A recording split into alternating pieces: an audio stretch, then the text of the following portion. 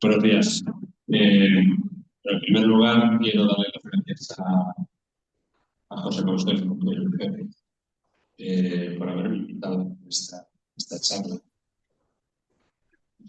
Quiero daros las gracias a todos los que estáis aquí presencialmente o conectados, porque es temprano para estar en una sesión. Ya sé que muchos lo estáis por obligación, pero no lo estoy. Y lo primero que quería decir es que la obesidad es una enfermedad. La obesidad es una enfermedad la obesidad es una enfermedad que afecta al 30% de la población. Es decir, no es un tema baladí. Y afortunadamente ahora mismo disponemos de fármacos muy eficaces para el tratamiento de la obesidad, que es de lo que vamos a hablar hoy. Pero estos fármacos no se pueden utilizar con frivolidad, como se está haciendo últimamente. Sí, y tenemos que ser conscientes de que utilizar fármacos con tiempos puede tener efectos de complicaciones. Yo soy Manuel Botana, soy endocrinólogo aquí en el Hospital Universitario Lucas Augusti. Me dedico mucho al tema de la obesidad. Y lo primero que quería poner es la primera diapositiva, es una diapositiva que acabo de incorporar hace 5 minutos, que es una diapositiva de una entrevista que se publicó en El Mundo. La acabo de incorporar ahora porque me la mandó mi mujer por WhatsApp. Paco Tinaones es probablemente el investigador, el endocrinólogo investigador de la universidad más importante de España, es uno de los mejores currículos que tenemos en España ahora mismo. Tiene endocrinología, tiene muchas líneas de investigación, probablemente la más importante es la universidad. Esta entrevista que está en el diario del Mundo de hoy, yo creo que merece la pena. Para empezar a hablar de la historia, para empezar a hablar, me gustaría contaros la historia de estos fármacos de forma muy resumida.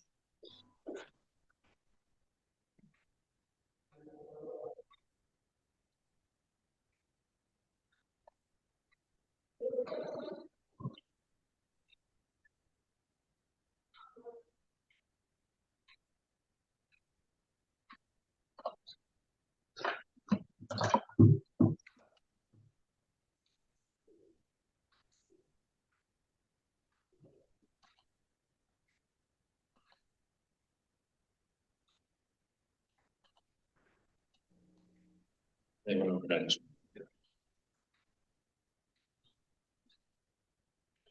Bueno, este dicho que acaba de morir de un disparo, esta es una escena, esa escena inicial de una película, es la parada que en la que el protagonista, que es el individuo que habla con el lagarto con la intención de comerse, le dice algo acerca del veneno que tiene en la saliva. El veneno que tiene este lagarto en la saliva, que se conoce científicamente como Eloderma suspectum y coloquialmente como mosto de frío. Pues en esta saliva de este lagarto hay una sustancia que se aisló, hay muchas, pero una de las sustancias que se aisló resultó ser la exendina, una exendina, una molécula perteneciendo a un grupo de moléculas que se denominan exendinas, de las cuales una de ellas, la exendina 4, se comprobó que tenía capacidad para mejorar la glicemia de los animales diabéticos, de las personas diabéticas, y se comprobó también que tenía la capacidad para inhibir la sensación de hambre cuando se administraba. A partir de la exendina se aisló el primer fármaco agonista del receptor del GLP-1, que fue la exenatida. La exenatida era un fármaco que había que administrarlo 2 veces al día. Tuvo muchísimo éxito, fundamentalmente en Estados Unidos, pero no era cómodo de usar, no era práctico de usar, y a partir de pequeñas, grandes modificaciones en la molécula y en la farmacocinética de las distintas moléculas que se habían ido apareciendo, pues hoy en día disponemos de los famosos fármacos para el tratamiento de la obesidad, Ozempic, también denominado Wegovy, Trulicity, y el que más se está hablando probablemente el Montana. Estos fármacos tienen la ventaja de que se pueden administrar una vez a la semana, son semanalmente. Hay alguna presentación oral, tiene que ser hay alguna presentación oral, y realmente están teniendo mucho éxito para el tratamiento de la obesidad y para el tratamiento de la diabetes. El fundamento fisiológico de estos fármacos está en que a nivel intestinal nosotros fabricamos, cuando ingerimos alimentos, fabricamos hormonas gastrointestinales, de las cuales las dos más importantes son el GLP-1 y el GIP. El GLP-1 es el péptido similar al glucagón de tipo 1 y el GIP es el péptido insulinotrópico dependiente de glucosa. En las personas con diabetes, estas hormonas no funcionan de forma adecuada y como son hormonas que tienen una vida media muy corta de minutos, estos fármacos de los que estoy hablando son agonistas mucho más potentes del receptor de GLP-1 y en el caso de discapacidad también de GIP, y además tienen una vida media tremendamente prolongada, que es lo que le permite esas capacidades farmacológicas para tener los efectos terapéuticos que tienen. Cuando nosotros inyectamos un agonista del receptor de GLP-1, este agonista tiene efectos a nivel pancreático, estimulando la secreción de insulina. Si hace falta estimular, porque si no hace falta estimular, no depende del nivel de glucosa que tenemos en sangre en este momento. Inhibe la secreción de glucagón si hay hiperglucemia, pero si hay hipoglucemia, estimula la secreción de glucagón. Estos son fármacos que en nuestra mecanismo de acción nunca van a producir hipoglucemias, aunque pueden potenciar el efecto hipoglucemia de otros fármacos, insulina, sulfonilureas. Tienen un efecto a nivel del estómago, haciendo que el estómago se vacíe más lentamente. Y también a nivel del tubo digestivo, probablemente eso a nivel del peristaltismo puede producir estreñimiento, aunque en otras ocasiones produce diarrea. Y el efecto más notable, con el que más nos estamos aprovechando últimamente, es que a nivel cerebral actúa a nivel hipotalámico, aumentando la sensación de saciedad. Con lo cual, cuando los inyectamos, las personas que se lo inyectan realmente empiezan a comer y dejan de comer de forma progresiva. Es importante decir que no son insulina, aunque se inyecten con dispositivos iguales a la de insulina y que la técnica de inyección es la misma, no son insulina, no son hipoglucemiantes, insisto. Es un error frecuente en las personas que tienen diabetes cuando tienen una hipoglucemia y están con fármacos de este tipo, que se suspenden de fármaco porque el paciente tiene una hipoglucemia. Lo que hay que suspender es el fármaco que produce la hipoglucemia, que es o bien la insulina o bien los glucosa.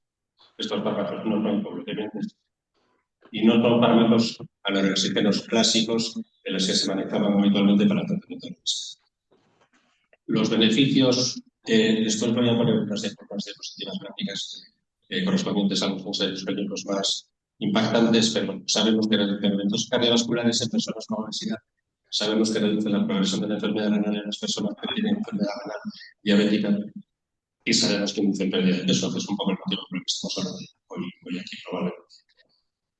Esto ha llevado al uso masivo en personas con diabetes y en obesidad, ha llevado a la prescripción transversal, es decir, a que hoy en día prácticamente todo el mundo se atreve a usar fármacos de este tipo, que es uno de los problemas que estamos teniendo, que podemos tener, y lleva a que las personas que tienen que someterse a cirugías, como os explicaré dentro de un rato, a cirugías o personas frágiles, pueden ser fármacos que pueden producir problemas serios. Probablemente uno de los mayores problemas que estamos teniendo ahora mismo es que la difusión que han tenido en redes sociales ha sido brutal. En TikTok se habla de estos fármacos como se habla del último concierto de Bad Bunny en la Super Bowl, y la causa probablemente, por el principio de todo, probablemente esté aquí, en estas noticias que salían sobre, bueno, para algunos son bellezas, que usaban esto para mantener, estas personas que usaban esto para mantener su estatus social o su figura. Dio lugar también al hecho de que a nivel mundial fármacos como el Ozempic desaparecieran, no fueran accesibles para las personas que realmente los necesitaban, que eran las personas con diabetes. Lo digo, hace un año, 2 años hubo un desabastecimiento muy importante de fármacos como el Ozempic, porque se estaba destinando a usar para indicaciones que no eran las adecuadas, para cosas para las que no están indicadas. Y precisamente por eso, y porque por todo lo que estamos comentando, esta charla, esta sesión creo que viene muy a cuento, porque se frivoliza mucho hoy en día el tratamiento de la obesidad. Siempre llevamos toda la vida, se lleva frivolizando con el tratamiento de la obesidad, y la obesidad es una enfermedad seria, con más de 200 enfermedades relacionadas con ella, causadas o agravadas por el propio problema de la obesidad. Da lugar a estos fármacos a que se utilizan fuera de la técnica, fuera de la indicación que la dieta técnica tiene, que es una indicación muy clara, y el mal uso muchas veces conlleva a la exacerbación de los efectos secundarios y con efectos incluso perjudiciales. Tenemos evidencia científica de que estos fármacos reducen el peso de forma muy significativa cuando se comparan con placebo. Esta es una de las diapositivas, de las múltiples diapositivas ensayos clínicos que se han hecho con estos fármacos, en los que se comprueba que la pérdida de peso es muy importante, muy significativa y persistente en el tiempo. Tenemos evidencia de que cuando, bueno, con la semaglutida tenemos la evidencia de que cuando se utiliza el fármaco en personas obesas, aunque no tengan diabetes, si son personas que tienen enfermedad cardiovascular establecida, disminuyen los eventos cardiovasculares. Es decir, son fármacos que reducen la mortalidad en personas, es por la semaglutida, que es la que tiene esa evidencia, reduce la mortalidad cardiovascular en personas obesas no diabéticas. Disminuye la progresión de la enfermedad renal crónica en personas que ya tienen instalada la enfermedad renal crónica, fundamentalmente en personas con diabetes, que es con los que se ha demostrado. Y recientemente se ha concedido la autorización para la indicación en ficha técnica en Estados Unidos, y creo que Europa ha estado en ello, para el tratamiento de la enfermedad hepática metabólica grasa, de lo que antiguamente se denominaba esteatosis hepática, esteatótica, que hoy día se llama, tiene un nombre mucho más complicado y que no merece la pena entrar en ese tema. El caso es que el fármaco, la semaglutida, reduce la cirrosis hepática en personas que tienen enfermedad hepática pero estén por enfermedad metabólica. Lo que no nos cuentan en las redes sociales y que nosotros tenemos la obligación de hacer es que nosotros utilizamos estos fármacos. Si se suspende el fármaco, la recuperación. Cuando se suspende el fármaco, porque son fármacos caros que lamentablemente no están financiados por la Seguridad Social para el tratamiento de la obesidad, lo que no nos cuentan es que la ganancia de peso después de suspender el fármaco es muy rápida y es mucho más rápida, lo vemos en las líneas verdes de esta diapositiva, es mucho más rápida que si la pérdida de peso se produjo por medios no farmacológicos. Es decir, cuando nosotros perdemos peso mediante la modificación de hábitos higiénico-dietéticos y la realización de una dieta correcta, la recuperación, todos recuperamos peso cuando dejamos de hacer lo que sea que hubiéramos hecho para perder peso, pero si lo hemos hecho mediante los métodos tradicionales, digamos, pues la recuperación de peso es menor. Por lo tanto, esto lo tenemos que saber cuando indicamos este fármaco, porque el paciente que va a usar el fármaco, si lo tiene que pagar de su bolsillo, no lo va a usar toda la vida. Son fármacos caros que no están financiados. Entonces, cuando utilizamos estos fármacos y a partir siempre que le demos consejos a una persona para que adelgace sobre cómo tiene que adelgazar, lo que tenemos que existir es que no existe la posibilidad de una pérdida de peso seguro y a largo plazo si el paciente no tiene cambios vitales en los hábitos de vida. Y cuando digo cambios vitales en los hábitos de vida me refiero a cambios de por vida, no cambios en su vida, sino cambios de por vida. Todo lo que sea lo que hagamos para perder peso lo tenemos que hacer durante toda la vida. En el momento en que lo dejemos de hacer, vamos a perder siempre, en el 100% de los casos. Como decía una parlamentaria famosa, pierdan toda esperanza. Es decir, es lo que hay, no hay otra cosa. Siempre que hay una pérdida de masa magra, siempre que hay una pérdida de masa magra, siempre que hay una pérdida de peso, perdón, hay una pérdida de masa magra acompañante. Es casi prácticamente imposible conseguir que una persona obesa adelgace perdiendo solo grasa. Lo que tenemos que intentar es buscar la máxima pérdida de grasa con la mínima pérdida de masa magra. Es lo que tenemos que intentar buscar. Y eso solamente lo conseguimos si vamos lentamente, progresivamente y haciendo las cosas bien. Y dándole al paciente instrucciones sobre cómo puede intentar preservar la masa magra, que es mediante actividad física de todo tipo. Estos son datos, es una tabla elaborada con ChatGPT, en la que se nos indican promedios de pérdida de masa magra acompañantes a la pérdida de peso. Si la pérdida de masa magra se produce en una persona, cualquiera de los que estamos aquí, que no somos ancianos ni somos frágiles, probablemente el más anciano sea yo, pues entonces esa pérdida de masa magra, desde el punto de vista clínico, suele ser intrascendente. Suele ser intrascendente, porque como se está usando mal el fármaco en muchos casos, hay gente que realmente está teniendo pérdidas de peso brutales en corto plazo a expensas fundamentalmente de pérdida de masa muscular.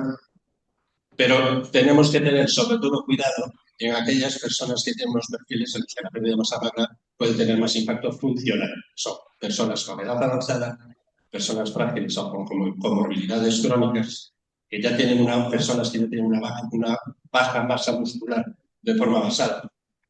Cuando hay pérdidas de peso muy rápidas y muy intensas, si nosotros perdemos más de 1 kilo a la semana, podemos tener la certeza de que estamos perdiendo cosas que no tenemos. Pues hay estudios que indican que la velocidad correcta de pérdida de peso está entre 500 y 1000 miligramos a la semana. Por encima de 1000 gramos a la semana, el aumento de la pérdida de peso es más expensa de cosas que no deberíamos perder que de pérdida de grasa.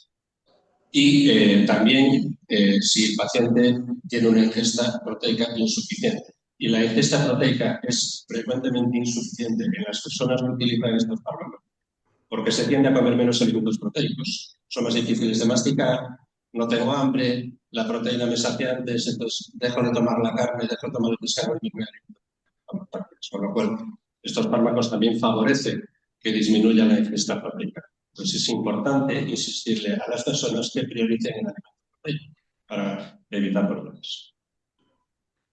Estrategias prácticas. Pues tenemos que insistirles en que tienen que hacer actividad física. Lo ideal sería un entrenamiento de fuerza regular. Bueno, es complicado prescribir ejercicio. Que tenga una ingesta proteica adecuada, que evite pérdidas de peso excesivamente rápidas, que si disponemos de técnicas, de aparatos, hacer un seguimiento de la composición corporal, si es posible. Podemos hacer un seguimiento indirecto mediante exploración física e individualizar los objetivos en las personas que sean. Efectos adversos frecuentes. Estamos hablando, esta charla es básicamente de la seguridad de los fármacos. Los efectos adversos frecuentes son las náuseas y los vómitos, son casi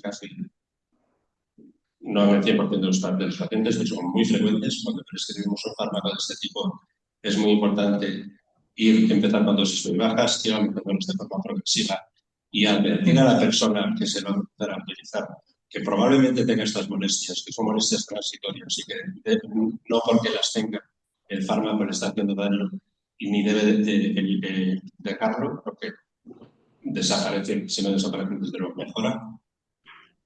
A algunas personas les producen diarrea, a otros les produce estreñimiento y todos ellos son efectos dependientes de la dosis.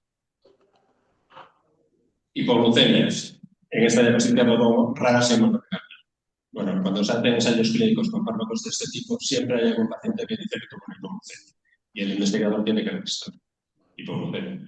En realidad no produce hipoglucemia. Tenemos que buscar que realmente esa hipoglucemia sea por el fármaco. Pero sí que aumenta mucho el riesgo de hipoglucemias personas que están con insulina por su propio cuidado. Entonces, en ese caso es muy importante tener cuidado. Pancreatitis. Son fármacos que cuando se empezaron a comercializar se habló mucho, se empezaron a usar, se habló mucho de que aumentaba la incidencia de pancreatitis, incluso se hablaba de que producían cáncer de páncreas. Lo de cáncer de páncreas se descartó de forma inmediata, ya al poco tiempo. Todavía hoy en día seguimos teniendo dudas de si producen pancreatitis o no. Probablemente no, porque las pancreatitis son más frecuentes en las personas obesas per se.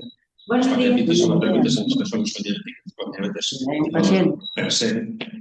Y en los ensayos clínicos no existe evidencia clara de que aumente la incidencia de pancreatitis con respecto a placebo. En cualquier caso, si la persona tiene antecedentes de pancreatitis, es preferible no empezar a usarlos. Y si tenemos sospecha de que tenga algún problema de ese tipo, pues es preferible suspenderlo. Otra de las grandes discusiones que hubo al principio es que podían producir carcinoma medular de tiroides. El carcinoma medular de tiroides, sabéis que es un cáncer muy agresivo que afecta a las células C del tiroides.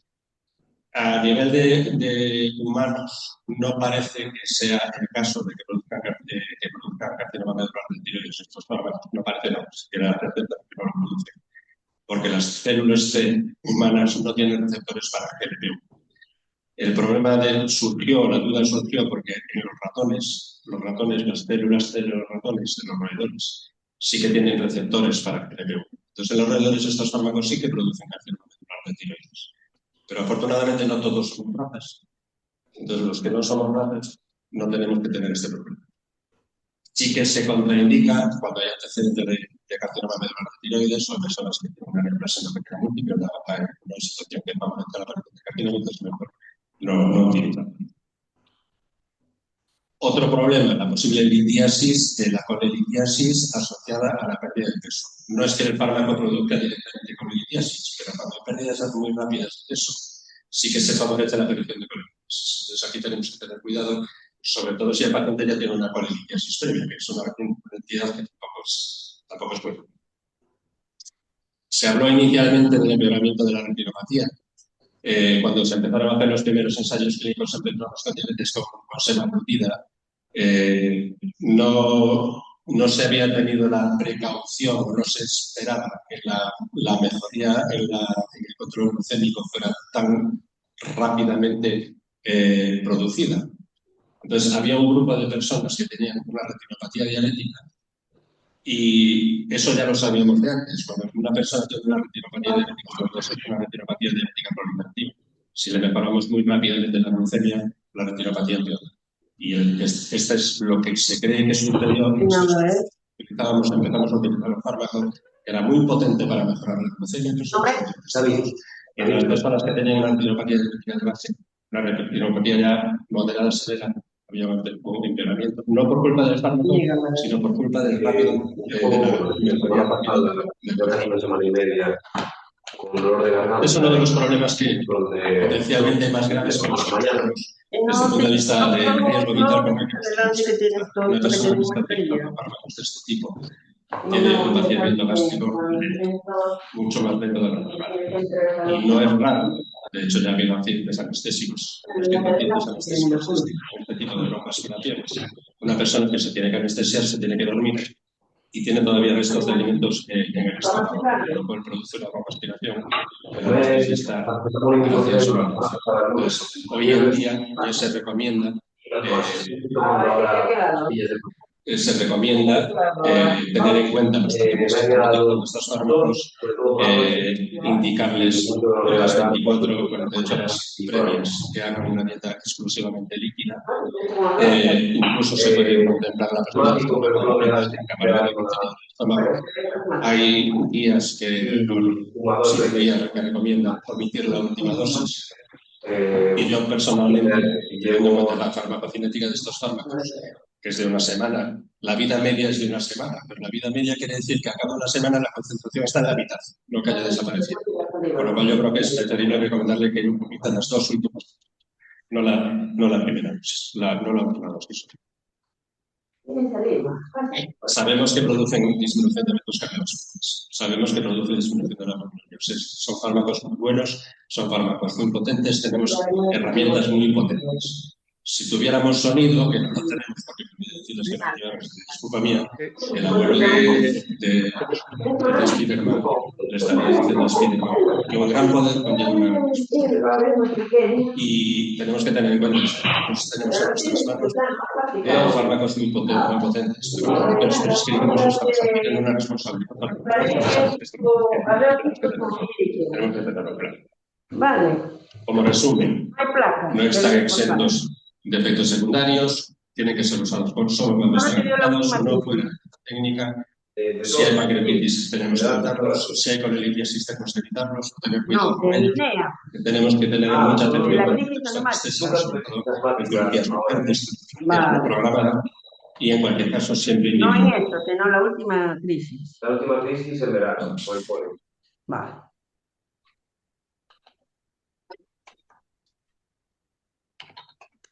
Pues nada, vas a tomar la corte, vale, uno diario, por 5 días.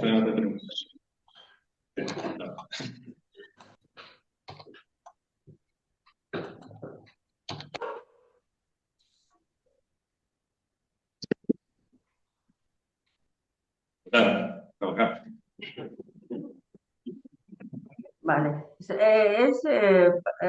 Es un tipo de laringe que está dando un virus que ataca, que hace tos. Tú lo tienes más por la noche porque también está asociado a tu alergia. porque la asma no se cura, ¿vale? O sea, tú siempre vas a ser asmático. Solamente que ya porque tus No, pulmones es grande, ya están grandes. Por más que hagan, pasa aire. Porque cuando somos niños, pues es chiquitito, si cierras no pasa aire. Hacemos más constante. Pero ya cuando crecemos, pues nuestros pulmones son más grandes.